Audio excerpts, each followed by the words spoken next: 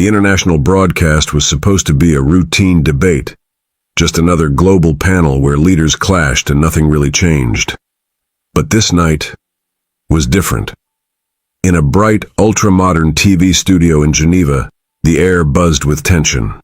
Cameras panned across shiny floors. Reporters whispered. Viewers from 98 countries tuned in live. At the center stage stood Trump spokesperson Karoline Leavitt, sharp in her red blazer, eyes burning with confidence. And across from her, quietly waiting, was Captain Ibrahim Traoré, Burkina Faso's young leader, firm and focused in his brown military uniform. Karoline leaned into her mic. Then, with a bitter smile, she snapped, "Shut up. Africa still looks like a desert."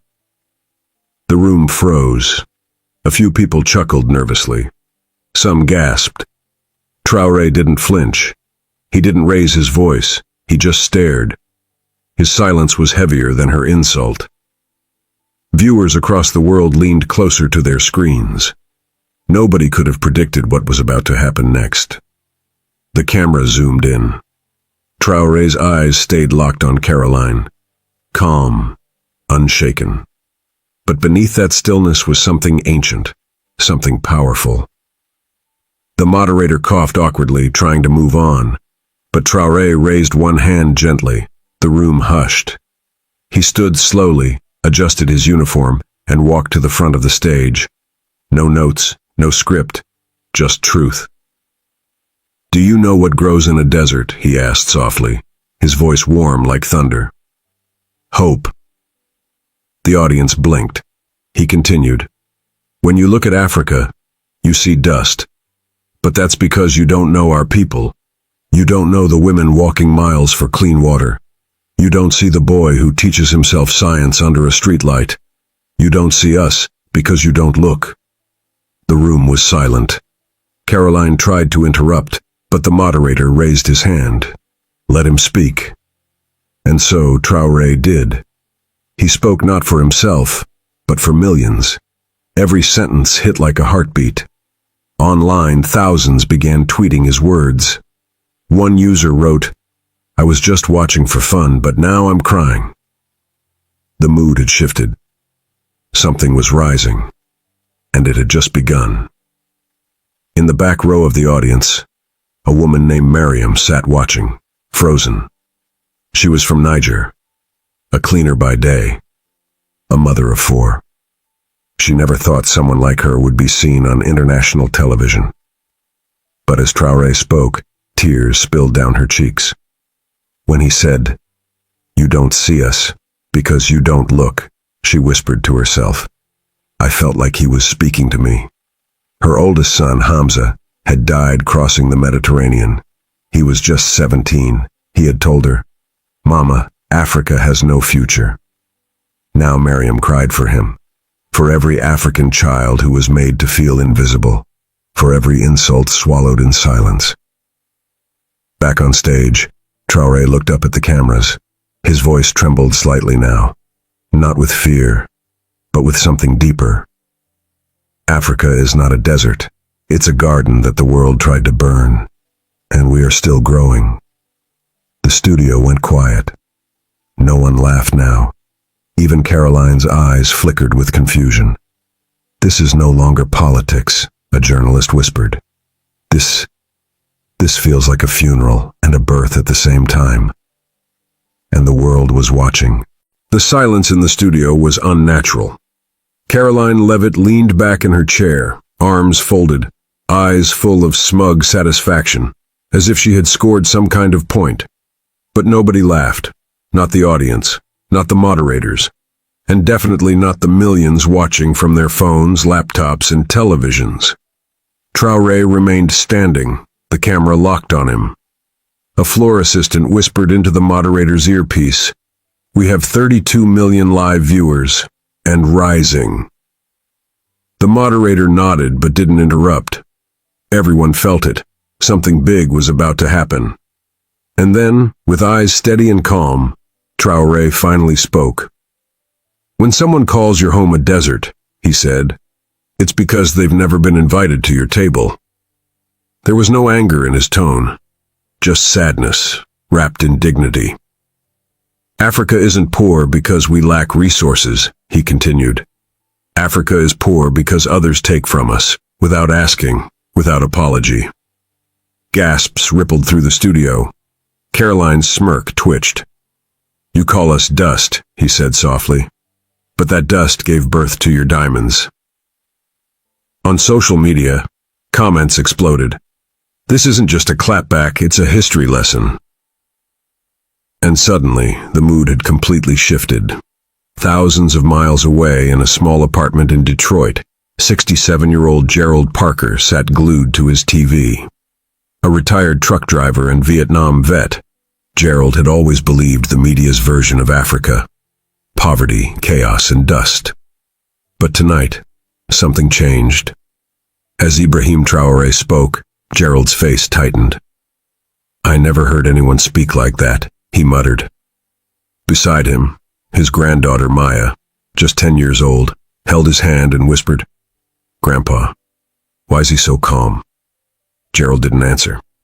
He didn't have the words. On screen, Traoré was now telling a story, not a speech, not a debate, a story. My grandfather was born under colonial rule.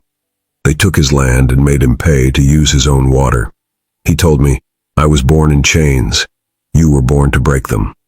That's why I'm here. Maya's eyes watered. Gerald turned the volume up. People don't want pity, Traoré said. They want dignity. And dignity starts with truth. Gerald grabbed his phone and opened Twitter for the first time in years. He typed, I think I owe Africa an apology. And he wasn't the only one. Thousands more were posting the same. A movement was beginning, and it wasn't scripted. Back in the studio, Karoline shifted in her seat. Her face was stiff now, not from confidence, but discomfort. Traoré looked at her, not with anger, not even judgment. Just sorrow. He stepped closer to the microphone. You say Africa is a desert, he said gently. But your countries built their empires with the gold mined from our soil, the rubber from our trees, the oil from our lands. He paused. And still, we are expected to be grateful. The audience was frozen. No coughing, no fidgeting. Even the camera crew stopped moving. We are not asking for charity, he said. We are asking for acknowledgement. In the control room, the director whispered, This is bigger than a broadcast. In South Africa, a group of schoolchildren watched from a classroom projector. In Ghana, elders gathered around a radio. In France, a journalist began typing, Breaking. African leader stuns world with viral speech. Karoline tried to speak again, but the moderator raised his hand. Let him finish. Traoré looked into the lens. To the children watching this, never believe you are small. And just like that, the world leaned in closer. In a dusty village outside Kano, Nigeria, 14-year-old Zainab was walking to school when she saw a crowd gathered outside her uncle's shop. They were staring at a small TV. Something told her to stop. She squeezed between the adults and looked up at the screen. There he was, Captain Ibrahim Traoré. He was still speaking, but his voice was steady, even as his words cut deep. Africa is not asking for revenge. We are asking for remembrance. Zainab didn't fully understand what was going on, but she felt it. Something in his voice made her heart race. She looked around and saw grown men who rarely cried, wiping tears. One of them whispered, He's saying what we've all been too tired to say. Zainab didn't make it to school that day. Instead, she stood there for nearly an hour, watching. And when she got home, she opened her journal and wrote, Maybe I can be like him someday. She drew a small flag next to his name. Later that night, her father said something he hadn't said in years. Africa just got a voice. And across the world, thousands were beginning to say the same. The studio was tense. For the first time in her career, Karoline Leavitt looked unsure. She sat frozen as Ibrahim Traoré spoke with calm authority, his words more poetic than political. "You do not have to agree with me," he said, "but you must listen, because we have listened to you for centuries." Karoline suddenly leaned forward, slamming her palm on the table. "You think you're the victim?" she snapped. "Look around you. Look at the chaos in your countries. That's not our fault." Gasps rang out. Even the moderators looked shocked. She had broken the one unspoken rule of these international panels: don't lose control. But Traoré didn't raise his voice. He didn't argue. He just turned toward her and said, "Your ancestors drew lines on our lands, and we have been bleeding from them ever since." Silence. Even Karoline's jaw twitched. He continued, "We are not broken. We are healing. And you mocking that healing. It says more about you than it does about us." In that moment, the live viewer count crossed 40 million. Some people were crying. Some were just stunned. But one thing was clear. History was unfolding live, and nobody could look away. At an American Legion Hall in Kentucky, 5 old veterans sat around a table, beers in hand, watching the broadcast in silence. They weren't young anymore, and they'd seen a lot: wars, protests, politics. But tonight, something felt different. Traoré's voice was coming through the TV clearly now. "The world forgets that African soldiers fought in your wars," he said. "Our grandfathers died wearing your uniforms, in battles that weren't theirs, so your children could live free." One of the veterans, Tom, looked down at his boots. Another whispered, "Did you know that?" None of them answered. On screen, Traoré paused, then added, "And when they came home, they were still treated like shadows." It hit like a gut punch. Tom turned off the TV for a moment. "That man's not lying," he said quietly. They'd heard speeches before, plenty of them. But this one, it didn't feel like a speech. It felt like a wound being reopened in front of the world, and somehow they couldn't stop watching. "He's not trying to win votes," another veteran muttered. "He's trying to wake us up." And across America, thousands more were waking up too. As Traoré stood before the world, his voice took a sudden turn, from powerful to personal. "When I was 11, he began, the well in our village dried up. The studio was silent. We had one well. That was it. Every family depended on it. My mother walked 5 kilometers every day after that, just for water. One morning, she fainted on the road." He paused.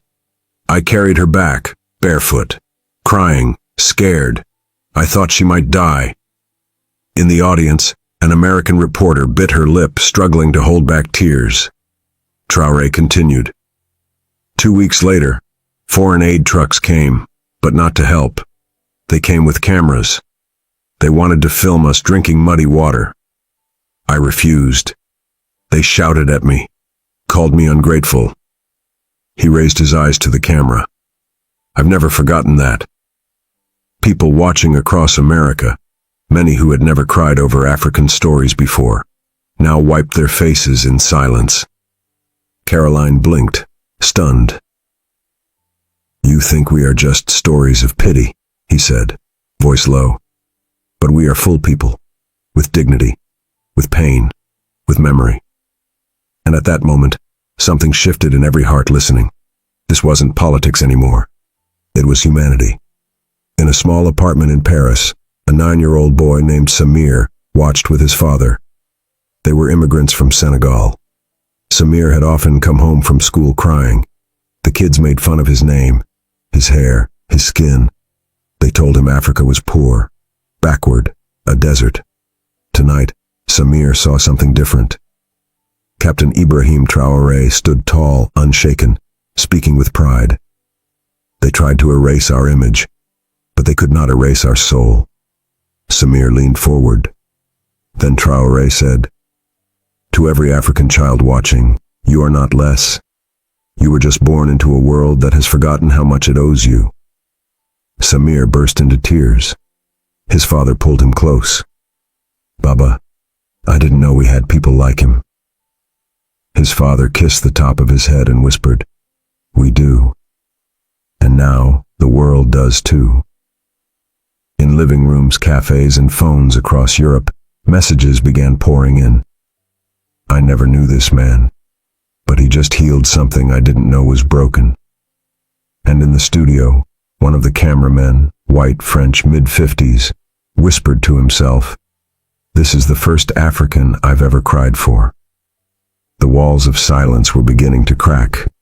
The moderator, seasoned and stoic, had covered international politics for 20 years. But tonight, he sat speechless. His hands trembled. Traoré stood motionless after his last words. The room was heavy. And then, someone in the back of the audience clapped, once, twice. Then silence again. But slowly, as if pulled by gravity, more people joined in. Clap, clap, clap.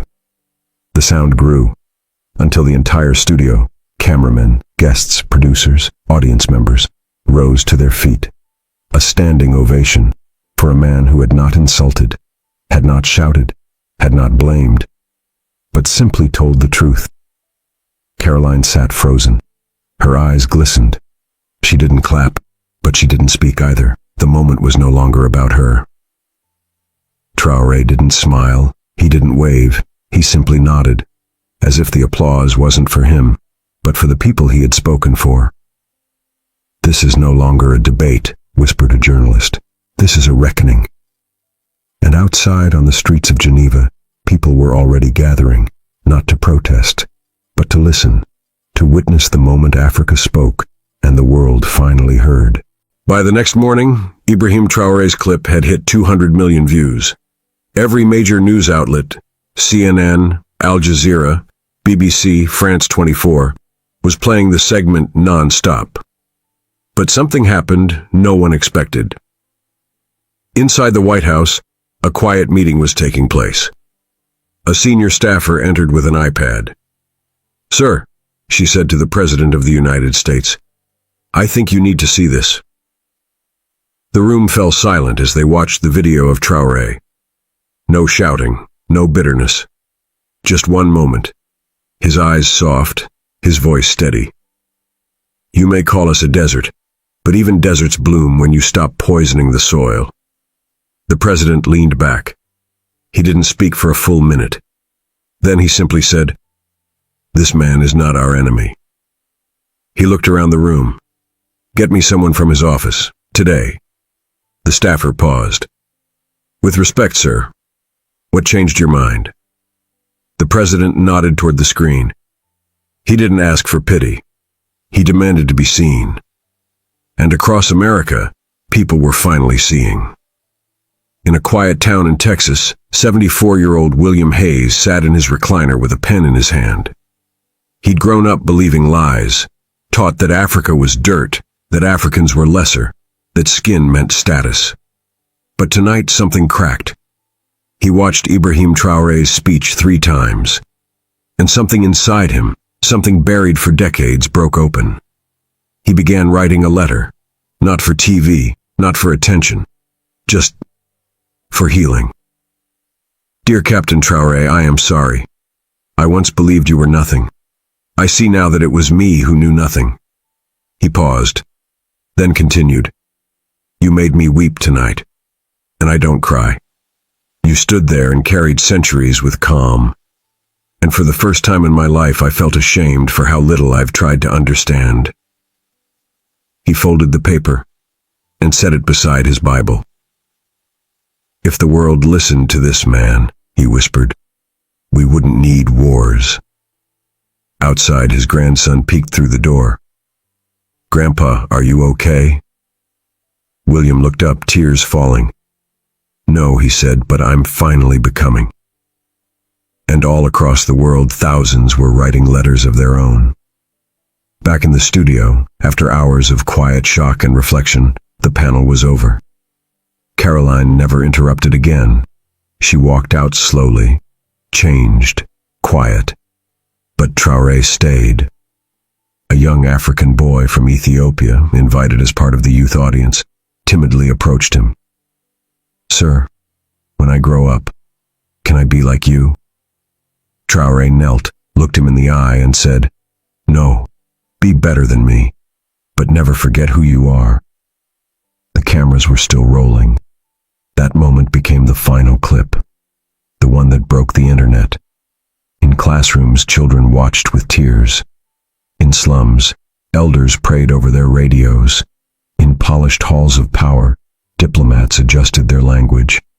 And for the first time in a long time, Africa wasn't being spoken about. Africa was speaking, and the world was listening. Dear viewer, if your heart is heavy right now, if you wiped away a tear, if something shifted deep inside you, don't let this moment pass. Tap like to honor the dignity of every forgotten voice. Comment what part moved you most. Let your story be heard too. And hit subscribe, because we're not just telling stories here. We're rebuilding truth together. Africa is not a desert. It's rising. Will you rise with it?